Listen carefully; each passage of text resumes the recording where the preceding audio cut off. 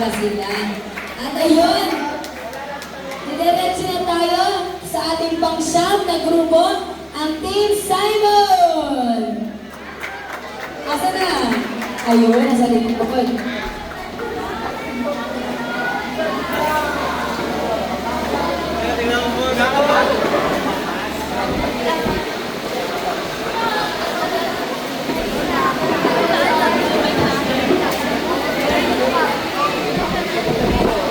Yes.